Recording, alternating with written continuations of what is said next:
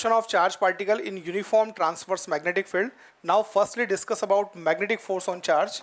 तो magnetic force का formula जो है वो है Q V cross B. Only अगर फोर्स का मैग्नीट्यूड लिखा जाए तो मैग्नीट्यूड का फॉर्मूला हम लिखते हैं यहाँ पर Q V B sine theta. ठीक है. अब बेटा अगर फोर्स की डायरेक्शन की बात करें तो हमें नजर आ रहा है V cross B. Right hand palm rule से हम फोर्स की डायरेक्शन बताते हैं. तो आप सबसे पहले क्या करेंगे, वेलोसिटी की डायरेक्शन में अपनी फिंगर्स को रखेंगे. ये वेलोसिटी की डायरेक्शन होगी, पाम मैग्नेटिक फील्ड की डायरेक्शन में होगा. तो उस कंडीशन में थंब जो है वो मैग्नेटिक फोर्स की डायरेक्शन को रिप्रेजेंट करता है. ठीक है. अब देखिए इधर ध्यान से, सबसे पहले यहाँ पर मैंने एक यूनिफॉर्म ट्रांसवर्स मैग्नेटिक फील्ड बनाया. बोर्ड पर इनवर्ड डायरेक्शन में मैग्नेटिक फील्ड है और एक चार्ज पार्टिकल जो है वो फील्ड में प्रेजेंट है. यहाँ पर ये प्लस क्यू चार्ज यहाँ पर रखा हुआ है. ठीक है. और ये मोशन स्टार्ट करता है यहाँ पर v वेलोसिटी से, जो है ये मोशन स्टार्ट कर रहा है.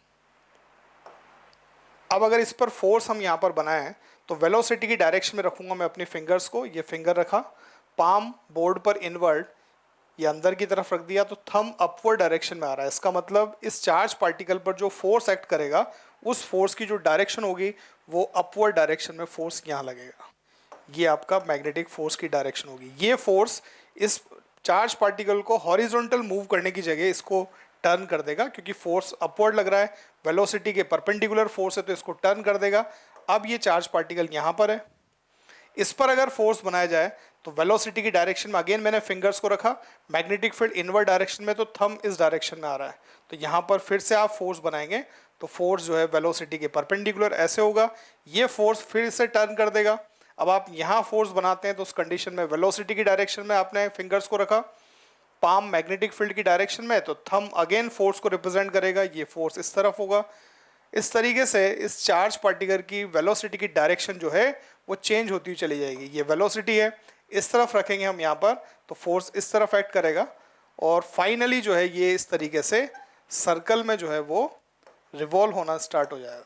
ठीक है. इस डायग्राम को एक बार फिर से मैं बना देता हूँ, देखें आप लोग. हाँ बेटा, प्लस क्यू चार्ज और v वेलोसिटी से अगर ये चलना स्टार्ट करता है तो उस कंडीशन में इस पर जो हम फोर्स बनाते हैं, ये फोर्स इस तरीके से इस सर्कल में टूवर्ड सेंटर एक्ट करता है. ठीक है. देखें आप लोग,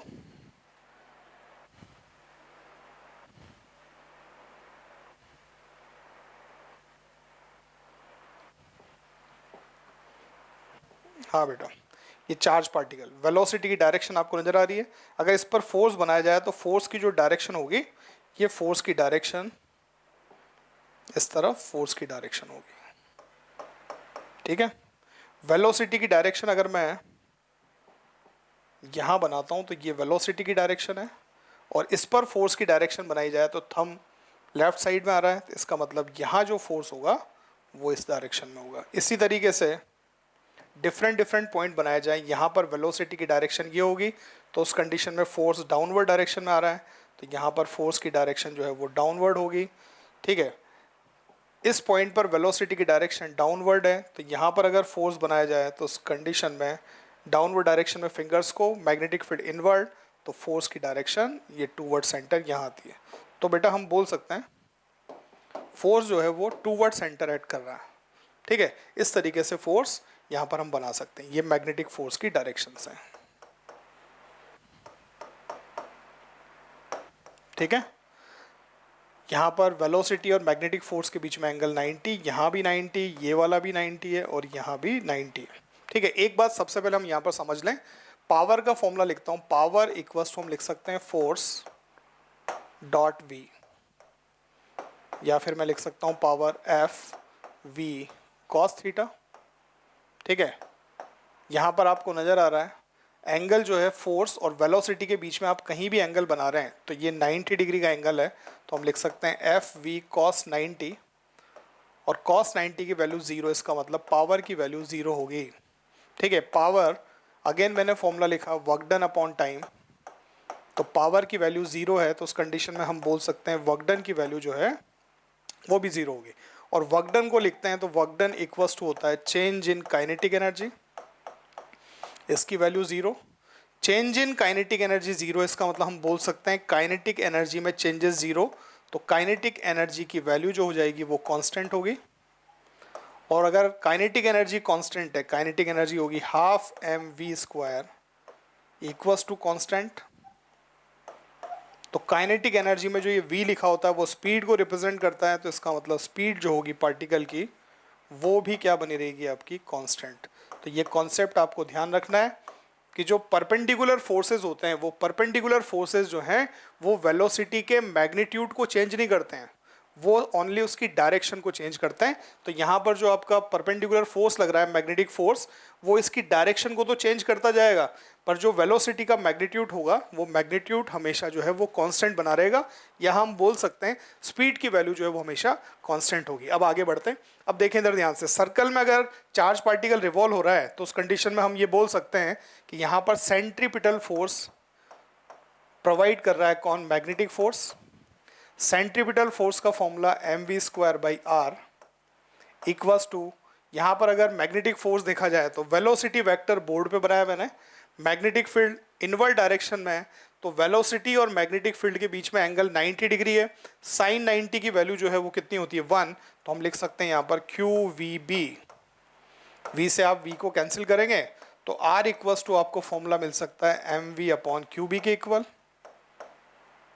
इस m इंटू वी को आप linear momentum upon q B भी लिख सकते हैं।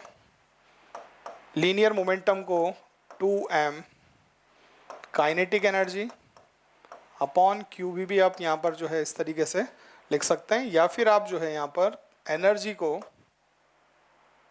चार्ज इनटू पोटेंशियल ये भी लिख सकते हैं। ये पोटेंशियल लिखा हुआ बेटा, इस तरीके से जो है हम यहाँ पर रेडियस के फॉर्मूले बनाते हैं, ठीक है। ये सारे जो है वो रेडियस के फॉर्मूले हैं।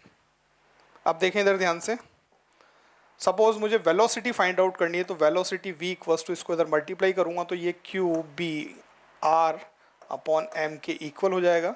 ये जो है ये वेलोसिटी है, ठीक है। मुझे अगर काइनेटिक एनर्जी लिखनी है तो काइनेटिक एनर्जी इक्वल्स टू लिखूंगा हाफ एम वी स्क्वायर, इसका स्क्वायर करके लिखा तो ये हो जाएगा q square B square r square upon m square.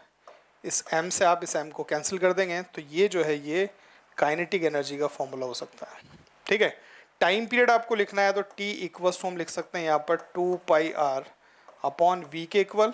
यहाँ वैल्यू अगर पुट की जाए तो मैं लिखता हूँ यहाँ पर 2 पाई अपॉन वी, आर ये वाला फॉर्मूला लिख देता हूँ m v upon q B. तो आप इसे कैंसिल आउट करेंगे तो टाइम पीरियड का जो फॉर्मूला मुझे मिलता है वो मिलेगा 2 पाई एम अपॉन क्यू बी, ठीक है। ये जो है वो टाइम पीरियड का फॉर्मूला हो गया। इसको आप इन्वर्स कर देंगे तो फ्रीक्वेंसी भी बन सकती है। आप ध्यान देंगे तो आपको पता चलेगा कि टाइम पीरियड जो है वो वेलोसिटी से इंडिपेंडेंट है, ठीक है। मतलब टाइम पीरियड की वैल्यू वेलोसिटी पे डिपेंड नहीं करती। एक्चुअल में होता क्या है, जैसे जैसे आप वेलोसिटी को इंक्रीज करेंगे तो वेलोसिटी इंक्रीज होने पर सर्कल की रेडियस इंक्रीज होगी और ये चार्ज पार्टिकल उतने ही बड़े सर्कल में रिवॉल्व होना स्टार्ट हो जाएगा, पर टाइम पीरियड की वैल्यू जो है वो कांस्टेंट बनी रहेगी। अगर आपको टाइम पीरियड की वैल्यू चेंज करनी है तो उस कंडीशन में चार्ज पार्टिकल का मास, उसका चार्ज और मैग्नेटिक फील्ड, इन तीन बातों पर टाइम पीरियड की वैल्यू डिपेंड करती है। वेलोसिटी पर टाइम पीरियड की वैल्यू डिपेंड नहीं करती है।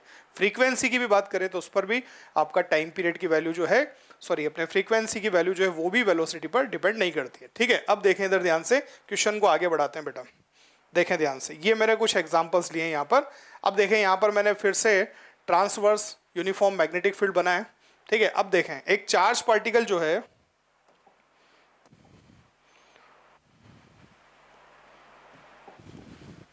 ये चार्ज पार्टिकल इस फील्ड में एंटर होता है इस तरीके से। क्वेश्चन थोड़ा सा डिफरेंट है, आप लोग इस बात को समझें थोड़ा, ठीक है। देखें इस वाले प्रीवियस जो मैंने यहाँ पर डायग्राम बनाया था, इसमें आपको बोला था कि चार्ज पार्टिकल इनिशियली रेस्ट पर है और यहाँ से मोशन स्टार्ट करता है तो ये सर्कुलर ट्रैक पर रिवॉल्व होगा। पर अगर सपोज मैं अगले डायग्राम की बात करूँ तो मैं आपसे बोल रहा हूँ कि चार्ज पार्टिकल प्लस क्यू जो है वो इस फील्ड में एंटर हो रहा है। ये फील्ड यहाँ से स्टार्ट हो रहा है, ये फील्ड की बाउंड्री है, फील्ड इनवर्ड डायरेक्शन में, और चार्ज पार्टिकल अगर v वेलोसिटी में एंटर होता है तो जैसे ये इस पॉइंट पर एंटर होगा इस पॉइंट पर इस पर फोर्स एक्ट करना स्टार्ट करेगा, फोर्स की डायरेक्शन बनाए तो वेलोसिटी की तरफ आप फिंगर्स रखेंगे, मैग्नेटिक फील्ड इनवर्ड डायरेक्शन में तो थंब अपवर्ड डायरेक्शन में आ रहा है। इसका मतलब ये हो गया कि इस पर अगर मैं फोर्स बनाता हूं तो फोर्स की डायरेक्शन यहां आएगी, ये मैग्नेटिक फोर्स की डायरेक्शन होगी। और एक बात आप जानते हैं, जिस डायरेक्शन में मैग्नेटिक फोर्स होता है सर्कल का सेंटर वहीं पर बनना है, ठीक है। तो आप देखें ये कुछ इस तरह की सिचुएशन बनती है। ये एक सर्कल मैंने ड्रॉ किया यहां पे,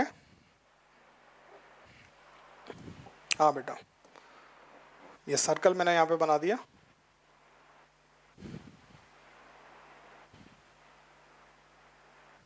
ठीक है, अब देखें इधर ध्यान से,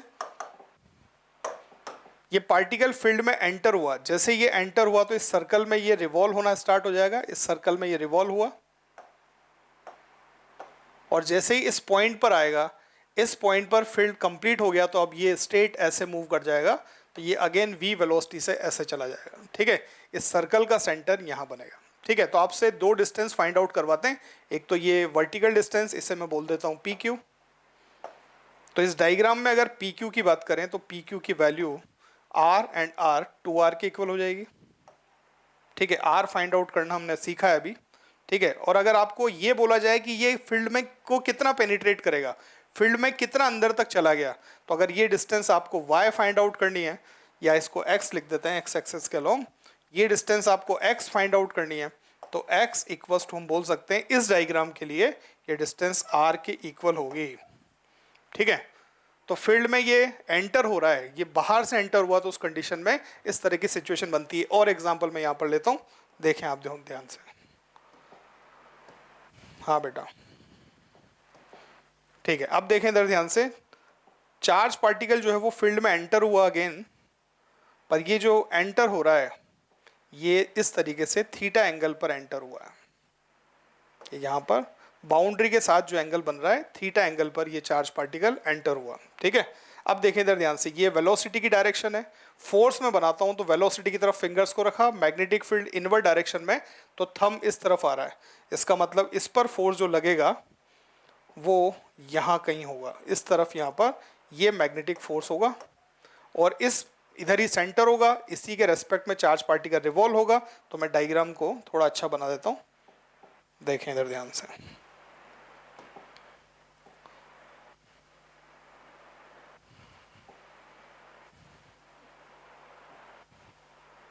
हाँ बेटा इधर ध्यान दें आप लोग सब,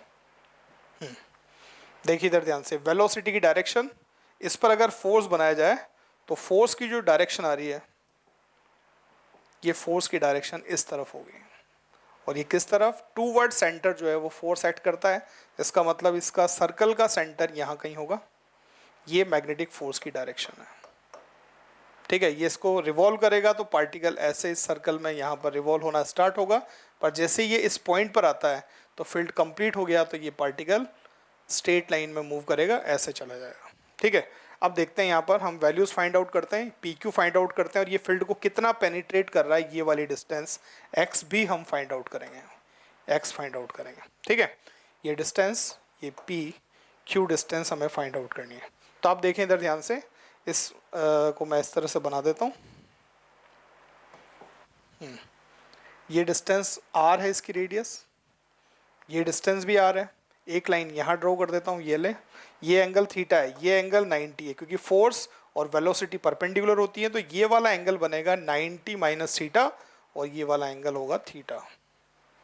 इसी तरीके से ऊपर चलें, दोनों ट्राइंगल सिमिलर हैं, तो ऊपर वाला एंगल भी जो है वो थीटा होगा, ये 90 माइनस थीटा, ये 90, तो ये अगेन एंगल जो है वो थीटा होगा।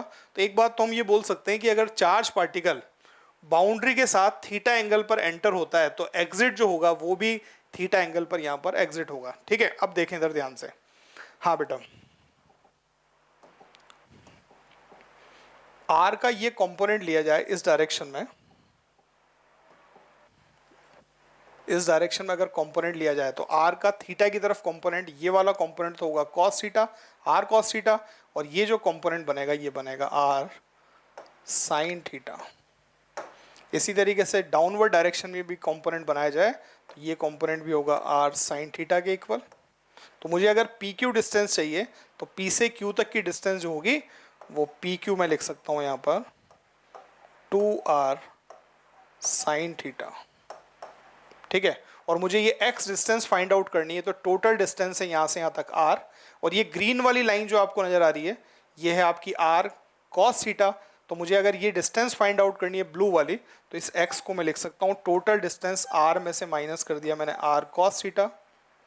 तो उस कंडीशन में x की जो वैल्यू मुझे मिलती है वो होगी r 1 माइनस cos थीटा के इक्वल, ठीक है। इस तरीके से हम पी क्यू और एक्स की वैल्यू फाइंड आउट करते हैं। एक और डायग्राम यहाँ पर लिया है मैंने, आप देखें इधर ध्यान से। चार्ज पार्टिकल फिर से फील्ड में एंटर हुआ, थीटा एंगल पर ये एंटर हो रहा है, पर इस बार जो फील्ड की डायरेक्शन है वो बोर्ड पर इनवर्ड नहीं है, आउटवर्ड डायरेक्शन में मैंने मैग्नेटिक फील्ड को ड्रॉ किया है। तो आप देखें इधर ध्यान से, इस पर अगर फोर्स बनाए, ये वेलोसिटी की डायरेक्शन है, तो आप अपने फिंगर्स को वेलोसिटी की तरफ रखेंगे। मैग्नेटिक फील्ड आउटवर्ड है, तो बाहर की तरफ आप मैग्नेटिक फील्ड रखेंगे, तो थंब इस तरफ आ रहा है, इस तरफ हम बोल सकते हैं कि यहाँ पर जो है फोर्स की डायरेक्शन ये हो जाएगी, क्योंकि फोर्स वेलोसिटी के परपेंडिकुलर होना चाहिए। ये मैग्नेटिक फोर्स की डायरेक्शन है, जिस तरफ फोर्स होता है उसी तरफ जो है वो सर्कल का सेंटर बनता है, ठीक है। अब मैं इस वाले सेंटर के रिस्पेक्ट में एक सर्कल ड्रॉ कर रहा हूँ, तो आप देखें इधर ध्यान से,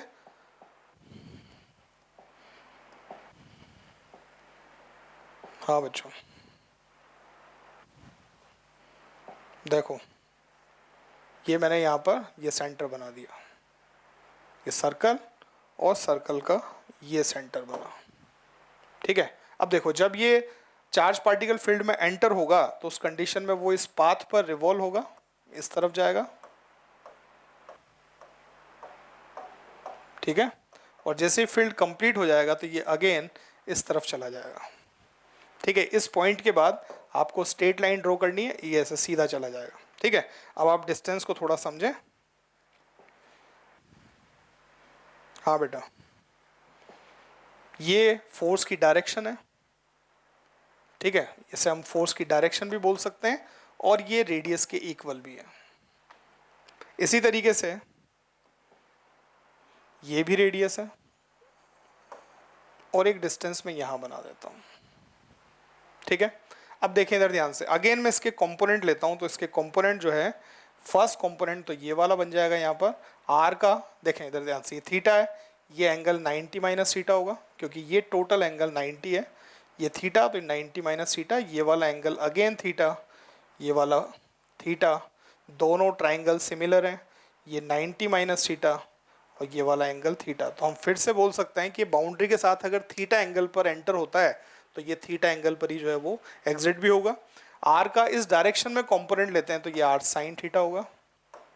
इसी तरीके से डाउनवर्ड डायरेक्शन में यहाँ भी आप कंपोनेंट बनाते हैं तो ये भी बन जाएगा आपका आर साइन थीटा के इक्वल, ठीक है। तो अगेन मुझे अगर ये P Q distance find out करनी है तो पी क्यू की वैल्यू जो होगी, अगेन जो इस डायग्राम में थी बिल्कुल वैसा का वैसा ही है, ये आपका 2r साइन थीटा के इक्वल होगी। और आपको अगर x फाइंड आउट करना है, x फील्ड को इसने कितना पेनिट्रेट किया ये हमें देखना है, तो आप इसे थोड़ा सा ध्यान से देखें। इस बार हमें ये वाली डिस्टेंस फाइंड आउट करनी है, यहाँ से यहाँ इतना अंदर तक चला गया है फील्ड में, तो आप देखें ये वाली डिस्टेंस r है, और r का इस तरफ कंपोनेंट, ये वाला कंपोनेंट जो है वो है आपका r cos थीटा। तो r cos थीटा को ऐड करेंगे इस बार, तो आप लिखेंगे r plus r cos theta. तो ये जो डिस्टेंस मुझे मिलती है वो मिलती है r 1 प्लस cos थीटा के इक्वल, ठीक है। ये मैंने कुछ डिफरेंट एग्जांपल्स लिए हैं जिसमें हम जो है यहाँ पर डिस्टेंस वगैरह, फोर्स की डायरेक्शन और फोर्स का मैग्नीट्यूड वगैरह फाइंड आउट कर सकते हैं, ठीक है।